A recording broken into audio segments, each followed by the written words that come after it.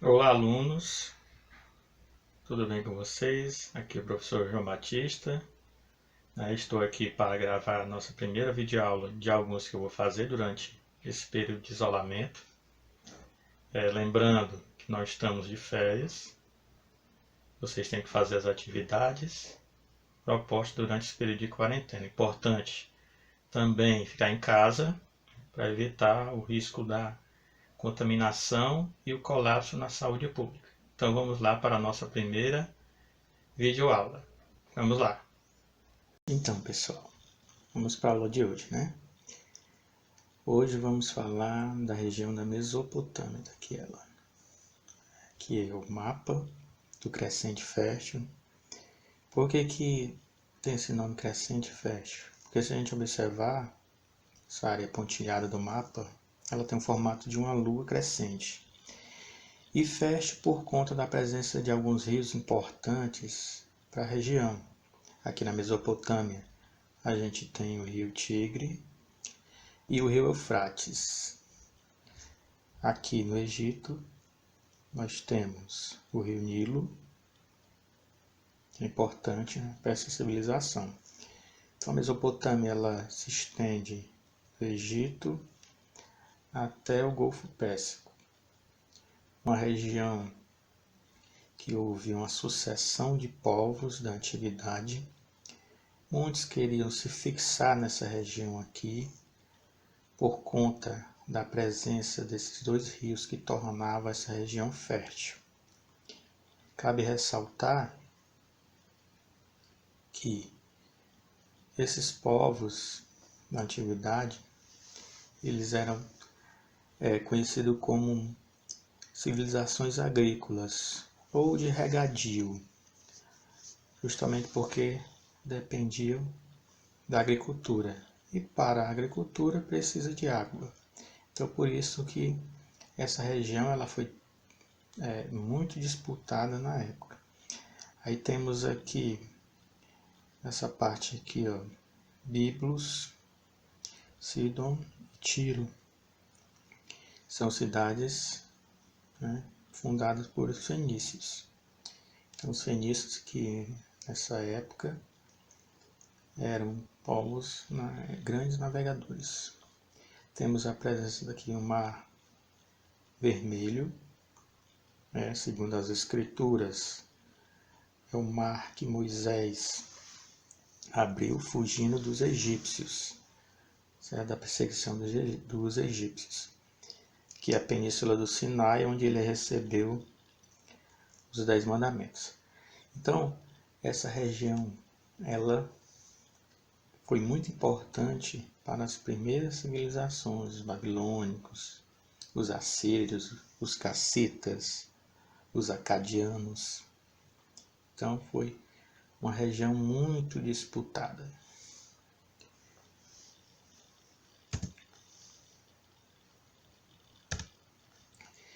Esse Crescente Fértil, ele é o berço das primeiras civilizações, né, que eu falei. Os cassitas, os babilônicos, os assírios, os acadianos. E cada povo desse deixou uma contribuição na história. Então, por exemplo, a gente tem a presença dos babilônicos, que vai ser o primeiro código de lei escrita, que é o Código de Hammurabi. Então, foi feita pelos babilônicos. Temos também a contribuição dos sumérios, com a escrita cuneiforme. Então, a grande contribuição dos sumérios. E cada povo, na cultura, na religião, vai deixar sua contribuição. Essa região que a gente viu no mapa, o Crescente Fértil, hoje corresponde ao Iraque, país, né, que está lá na região do Oriente Médio. Região de grandes rios, a gente viu, né? Rio Tigre e Eufrates. Esse nome Mesopotâmia significa terra entre rios. Por conta desses rios, essas terras elas vão ser férteis, propícias para irrigação. Como eu já falei, essas civilizações elas são civilizações agrícolas ou de regadio.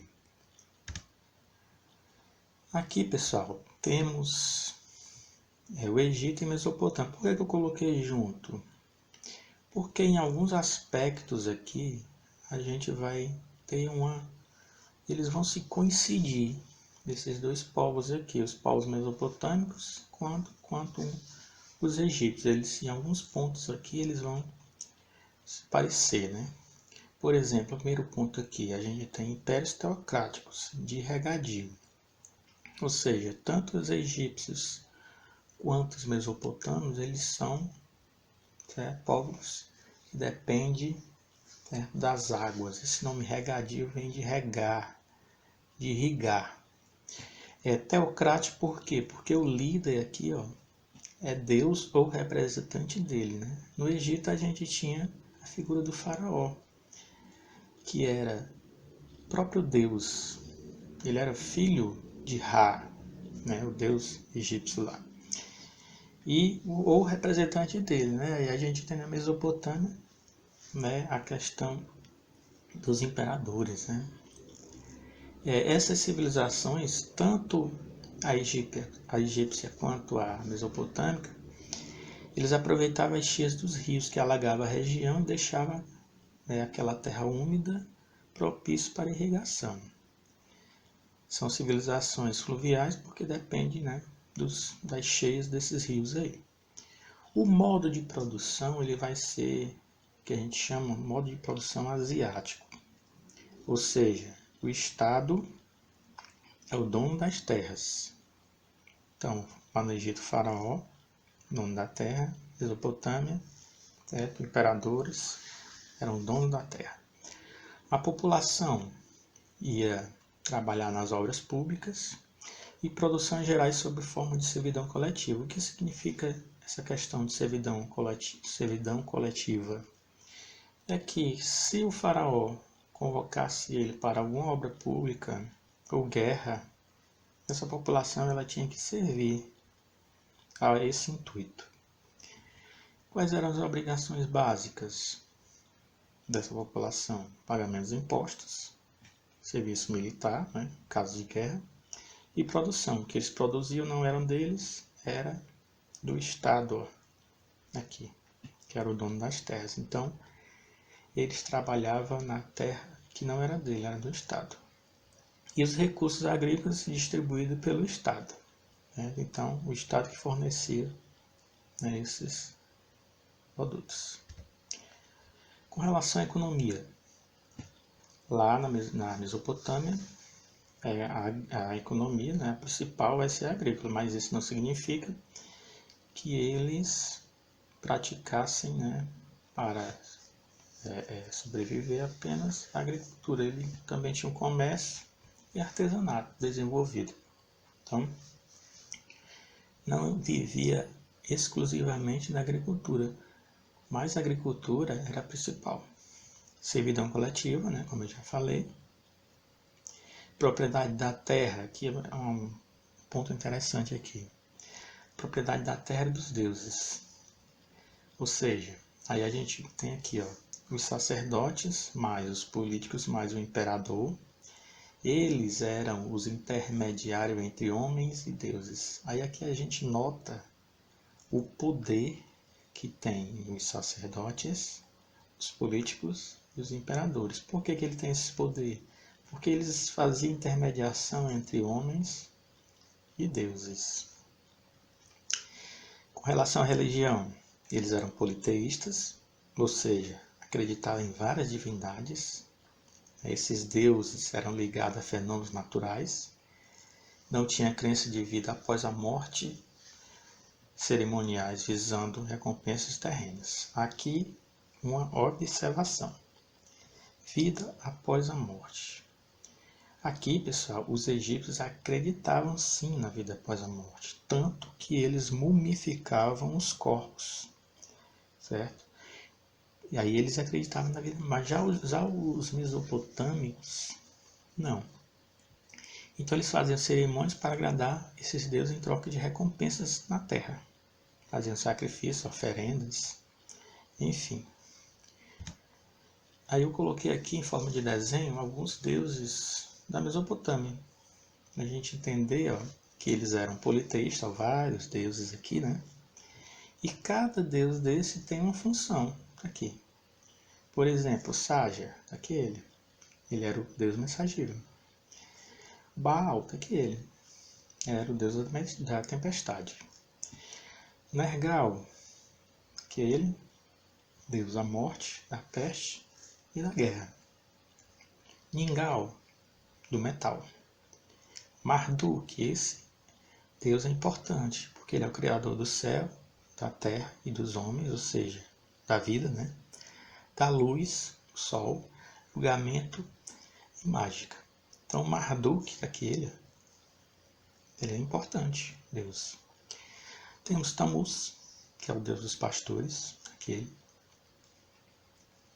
Temos Erestigal, deus dos mortos, submundo e profundeza. Aka, sexualidade. Anu, céu e firmamento. E Inanna, amor e guerra. Então perceba aqui que para cada fenômeno da natureza ou algum conceito, né, para eles aí, eles tinham Deus. Aí entramos na cultura da Mesopotâmia. Identificação de movimentos de planetas. Olha como eles eram evoluídos, né? Já tinha essa noção aqui. Previsão de eclipses, eles sabiam, previam quando ia acontecer os eclipses. Diferenciação entre planetas e estrelas. Domínio da multiplicação, divisão, raiz quadrada, raiz cúbica, divisão da circunferência em 360 graus, divisão do ano em 12 meses, igual a gente, semana em 7 dias e dias em 12 horas. Né? Aqui, a diferença é que o dia para eles não tinha 24 horas, tinha apenas 12 horas. Quais foram as maiores contribuições desses povos aí da Mesopotâmia? Eu coloquei aqui a escrita sumérica, né? Tá aqui, ó, escrita. Aqui é o símbolo aqui, ó, sumério, aqui em cima. Coloquei as letras aqui, nosso alfabeto, para representar. Que a letra A tem esse símbolo aqui. A letra R tem esse símbolo aqui e assim por diante. Cada símbolo desse corresponde a uma letra. Como era difícil, né, identificar. Você conseguir compreender aqui, né? Então, a escrita cuneiforme, por que tem esse nome cuneiforme? Porque elas eram gravadas em pedras de barro e colocadas ao sol em forma de cunha, por isso cuneiforme. A outra contribuição vai ser o Código de Leis, aquele, ó. É o Código de Hammurabi, lá na Babilônia, né? A lei de Talião, olho por olho, dente por dente, surgiu aqui. Certo? Então, dessa forma aí. Então, os primeiros códigos escritos, né, da antiguidade está aqui. Código de lei e a escrita cuneiforme. Então é isso aí, pessoal. Espero que vocês tenham gostado e até a próxima. Tchau!